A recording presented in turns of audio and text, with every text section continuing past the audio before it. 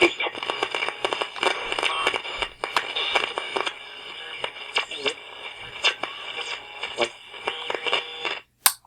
everybody, and welcome to the 5 Bytes Podcast. I'm your host, Rory Monahan. The podcast, as always, is brought to you by my sponsors, ControlUp, end-to-end digital experience management for the work from anywhere era. ControlUp, happy users, happy IT. And also brought to you by Numescent, the inventors of the first and only cloud-native container management platform for Windows desktops. And of course, also brought to you by Network's Policy Pack, where you use Group Policy, Policy Pack Cloud, or MDM to remove local admin rights, manage and lock down applications, Java, browsers, and mitigate ransomware, plus more. If you enjoy the show each week, you have these awesome sponsors to thank. And now for some news. Ars Technica reported recently that GitHub have said unknown intruders gained unauthorized access to some of its code repositories and stole code signing certificates for two of its desktop applications, Desktop and Atom. As a preventative measure, exposed certificates will be revoked. The revocations, which will be effective from Thursday, so probably by the time you're listening to this, they've already occurred, will cause certain versions of the apps to stop working. And those applications are GitHub Desktop for Mac with the following versions: 3.1.2, 3.1.1, 3.1.0, 3.0.8, 3.0.7, 3.0.6, 3.0.5, 3.0.4, 3.0.3, and 3.0.2. And also Atom version 1.63.1 and 1.63.0. So essentially, I guess those are all those versions that have been signed with those certificates or those particular certificates. They say that the desktop for Windows versions are unaffected. Continues that worrying trend of repositories being breached. Microsoft have issued a notification about consumer versions of Windows 11 2.1H2 and the fact that those will be getting updated to the latest version of Windows 11. And that statement goes, quote, "Today we begin to automatically update consumer and non-managed business devices running Windows 11 version 2.1H2 Home and Pro editions to Windows 11 version 2.2H2. Since Windows 10, we have been helping Windows users stay up to date and secure with supported versions of Windows through automatic updates. We're utilizing the same approach for Windows 11 to help you stay protected and productive." End quote. It said the automatic update to Windows 11 version 2.2H2 will happen gradually, starting with those devices that have been using version 2.1H2 for the longest period of time. And as always, admins or users will have the ability to choose a convenient time for the device to restart and complete the update. Of course, if you'd like to just update right away and not wait for it to be trickled into your system, you can just check for updates and do the install manually yourself. They say that if they detect that your device might have an issue, such as compatibility, they will put a safeguard hold in place. And in that case, the update will not be installed automatically until that issue is resolved. So while this is those home and pro editions, and specifically non-managed business desktops or home PCs, this may not have much of an enterprise play, but it is of course still worth mentioning, because if you're supporting BYOD and remote workers who are maybe using their own devices to remote into your systems, this could come up for your support desk. Oracle published a price list for a new Java SE Universal Subscription Program. The pricing starts at $15 per employee per month for as many as 999 employees, and drops as low as $5.25 per employee per month for 40,000 to 49,999 users. Infoworld.com reports that an employee, according to Oracle's price list, is defined as a user site's full-time and part-time employees, temporary employees, and employees of contractors, agents, outsourcers, and consultants. And the quantity of licenses is determined by the total number of employees, not the number of employees using the programs. The price list also cites rules for programs licensed on a per per processor basis. In Oracle's price list, they've cited an example in which a company with a total employee count of 28,000, including full-time and part-time employees and agents, consultants, and contractors, would be charged $2.268 million per year. Ridiculous. Infoworld.com also reported that the change is effectively to cover all employees for both workstation and server access, and that the structure change for licensing could work out well for some customers, but not for others. So that company with 28,000 employees getting charged $2.2 million, it doesn't sound like it's going to work out too well for them. And that's one of the examples that Oracle have cited themselves. It seems absolutely crazy. So you might want to check out the details of this if you're still in a Java-heavy shop, which I think, it's funny, it was so widely used in enterprise for enterprise applications for so many years. And then it seemed, I think around 2017, 2018, it just like dropped off dramatically. So it seems like developers have been weaning themselves off of it maybe since the acquisition, and it's less prevalent now. So hopefully this doesn't hurt the checkbooks or the pockets of too many customers, because this would be a pretty decent whack of the budget, I bet. I recently covered stories on the podcast about LastPass being breached and NortonLifeLock's password manager customers being targeted with password spraying based attacks. Well, this week, BleepyComputer.com reported that Bitwarden and other password managers are being targeted in Google ad phishing campaigns to steal users' password vault credentials. On Tuesday, Bitwarden users began seeing a Google ad titled Bitward Password Manager in search results for Bitwarden Password Manager. The domain used in the ad was appbitwarden.com, and when clicked, redirected users to the site bitwardenlogin.com. The page appbitwardenlogin.com was an exact replica of the legitimate Bitwarden Web Vault login page, and the phishing page would accept credentials and, once submitted, redirect users to the legitimate Bitwarden login page. It was also reported that 1Password is also being targeted with the campaign. So, enable MFA, everyone. I think I saw something recently where some open source application was also being targeted in this type of phishing campaign, despite the fact they don't pay for any advertising at all. It's an open source free product, but someone's paying Google and getting this phishing site promoted in the top results for this particular open source application. And they've asked Google to, hey, if we tell you we don't advertise because it's a free product, please don't allow others to advertise using our keywords, because it will be nefarious needs like this.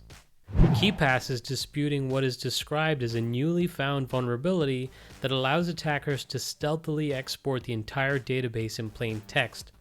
The new vulnerability is tracked as CVE-2023-24055, and it enables threat actors with write access to a target system to alter the KeePass XML configuration file and inject a malicious trigger that would export the database, including all usernames and passwords, in clear text.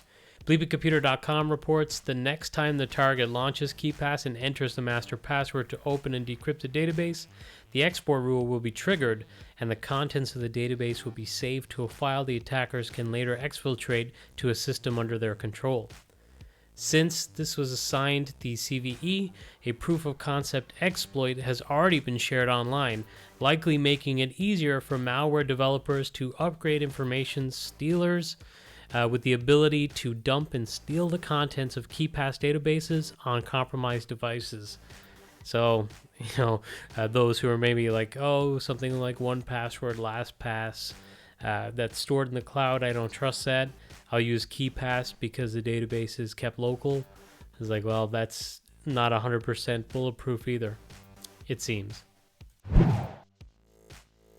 Watermarking for Azure Virtual Desktop has been announced as in preview.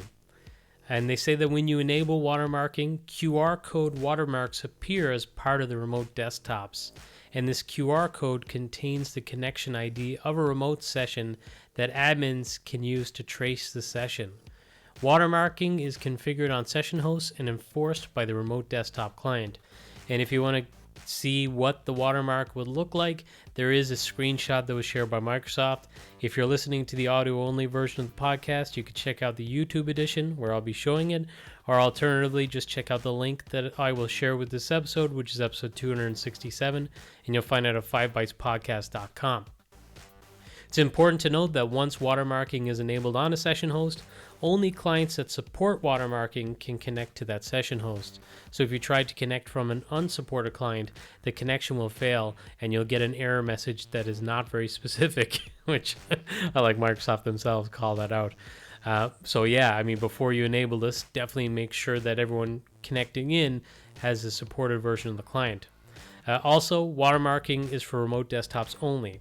With remote apps, watermarking is not applied and the connection is allowed. If you connect to a session host directly, not through AVD, using the remote desktop connection app, mstsc.exe, watermarking is not applied and the connection is allowed. And to enable the watermarking, you can follow the steps that Microsoft provide in the administrative template for Azure Virtual Desktop. And once you verify that the AVD admin template is available, just open up the policy setting, enable watermarking, and set it to enable, and then choose one of the available configuration options. So use group policy, enforce it via group policy, and there's multiple different options for the watermarking feature.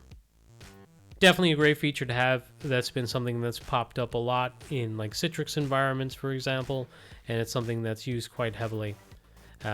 Particularly now with such high resolution pictures possible on phones.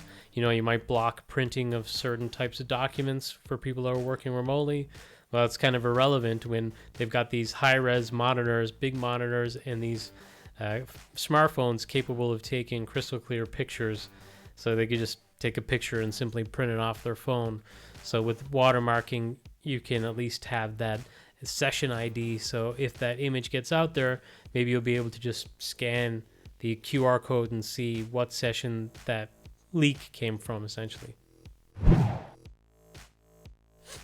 Ivanti have announced that due to their recent acquisitions, they have solutions that have overlapping capabilities, and this week announced that they will begin to transition some products to new quotes prohibited, meaning that they'll no longer be sold or actively sold for new purchases. And these changes come into effect from May 1st of this year. And that includes Ivanti Workspace Control, Ivanti DSM, Ivanti Identity Director, Ivanti Endpoint Security, and Ivanti Service Desk in that grouping. There's also the Ivanti Legacy ITXM, which includes Ivanti Discovery 9.x, Ivanti ALM, and Ivanti Goldmine.